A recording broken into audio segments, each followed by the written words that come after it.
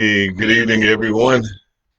This is John Rollins, and it is time for our weekly Strive sessions.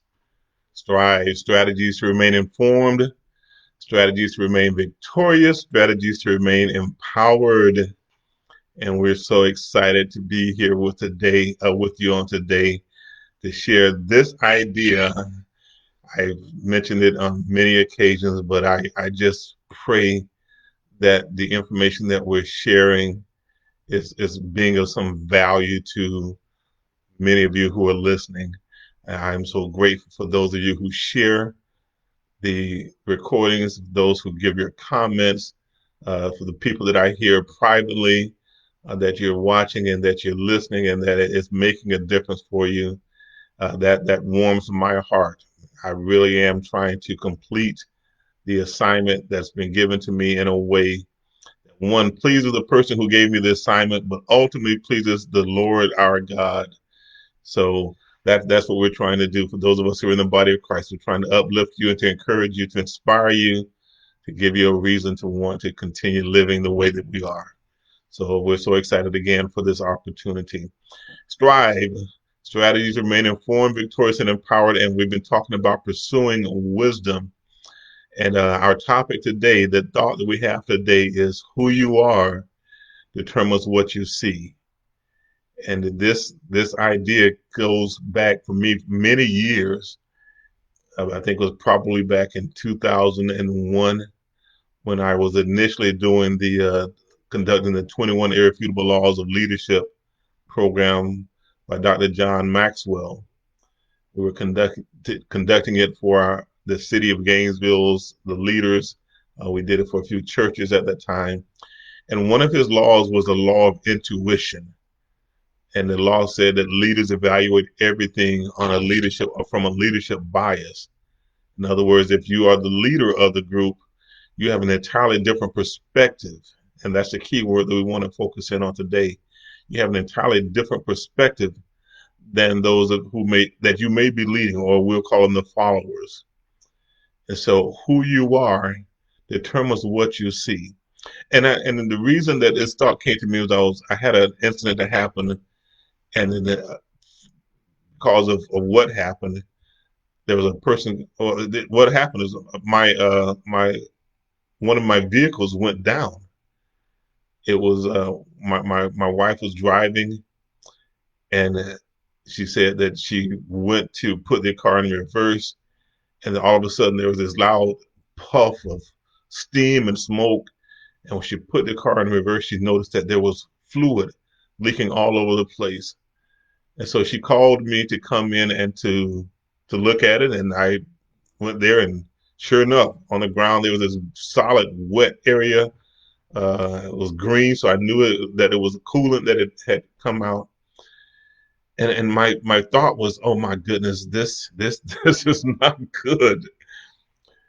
I went through a set of processes to see if I could determine what happened.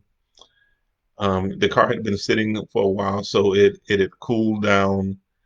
So I added some more fluid to it, and then our my thought was that we would bring the vehicle home, and then we would reach out to a mechanic to help us to figure out what's going on. Well, if you are familiar with vehicles, which that's not my area of strength, but as I was driving the car home, I was keeping an eye on the temperature gauge to make sure that it didn't run hot. And all of a sudden, it started losing power. And then I started hearing this tapping and knocking sound. And I checked the oil before to make sure that it did have oil in it. I checked it, and there was oil in there. And so I said, okay, well, I think I can probably get the car home.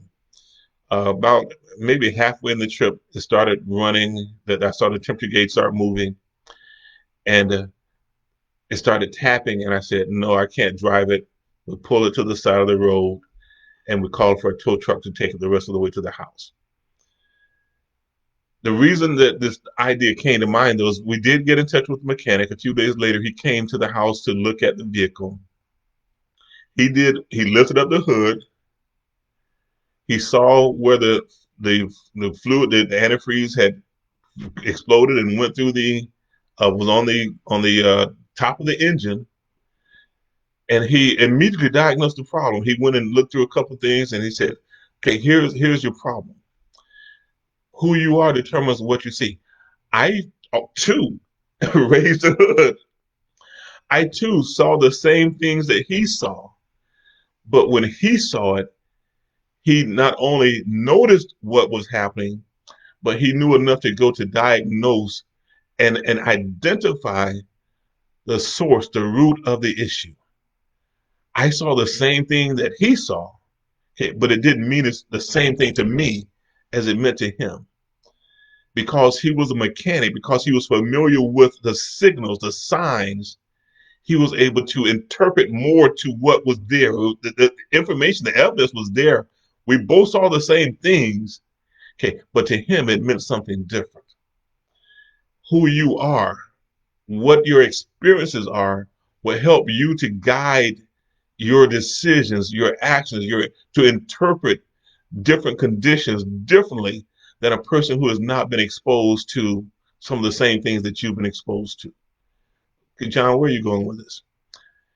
Let's say that you are the leader of a group.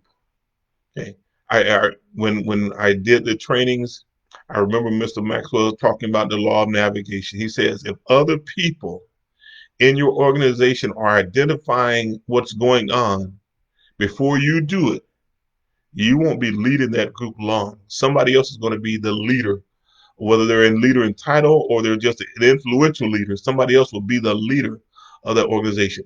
You should be able to identify, you should be able to read the trends, read what's going on. If you are the person who is working with your group, you should be listening out for what's going on and then being able to read or interpret what it means. It's not enough for you to hear it, okay, but you process it and then interpret it in a way so that it makes a difference, so that you can now take that information and then respond accordingly. Your perspective. If you are not a believer, then of course, when you look at things that are going on in your life, you're probably not going to associate it with a spiritual connection. But if you are a believer, you should be able to see things differently and interpret them differently than other people who may be watching or observing the same thing. There's this book that I read a lot, and I tell you about this book often. And the book tells us that there's a way that we carry ourselves, the way that we see things, the perspective that we have about conditions that are around us that should be different than the way that other people see them. And because of what we are observing and because of what we've experienced, because of what we know, we can process it and handle things in a better way to produce different outcomes. When the young man came in, I was thinking that maybe we had damaged the head gasket on the car. And I'm thinking, oh my goodness, we got to either get a new motor or a new car. He was able to look at it. He was able to diagnose it. He was able to repair it by replacing one small ring that was connecting. And it turns out there's this thing called planned obsolescence, and you all are probably familiar with it. They build a vehicle, they build products, but they have a life cycle, and parts are going to start breaking down. Well, there was a piece of plastic that connected two hoses, and that plastic had over time it had become brittle and it cracked, and there was so much pressure from the heat, it caused that plastic to crack, and that's where the damage occurred. He got a piece of metal. He stuck it back in between those two hoses. He reconnected it. He had secured it. He let the car run and run and run. It didn't go hot. It's still running even now. And but because he was familiar with that particular line of work, he was able to diagnose and resolve the issue. Okay, if you are a person who say that you have a relationship with the Lord, you have access to infinite intelligence. You have Holy Spirit living inside of you. Okay. Because of that relationship, because of that connection, we're going to be able to see things from a different perspective than those who do not have that relationship. In your home, there's information that goes on between you and your children because you know your children, because you know your spouse, because you know your siblings, because you know your relatives. You're going to be able to see and interpret things differently and then allow you to respond accordingly. You don't get blindsided by things that have happened to you in the past. Okay, there was a lesson for us to learn from those situations. Learn that lesson, and then you don't have to repeat that experience. It's at least not the same way.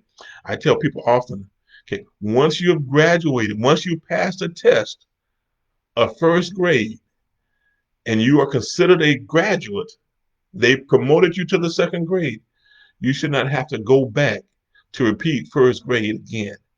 If you're in situations and there are tests associated with it and you learn the lesson, now what you learned in first grade, you may have to use some of that to apply to the exercises, the activities, the challenges of second grade, but you don't have to go back and repeat first grade again.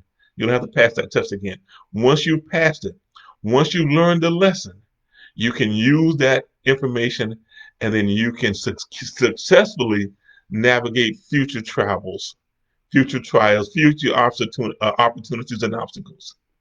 You remember I may have said once before the previous Thrive sessions, life's lessons are free. Learn them once and use them forever. Well, learn them and that will change your perspective.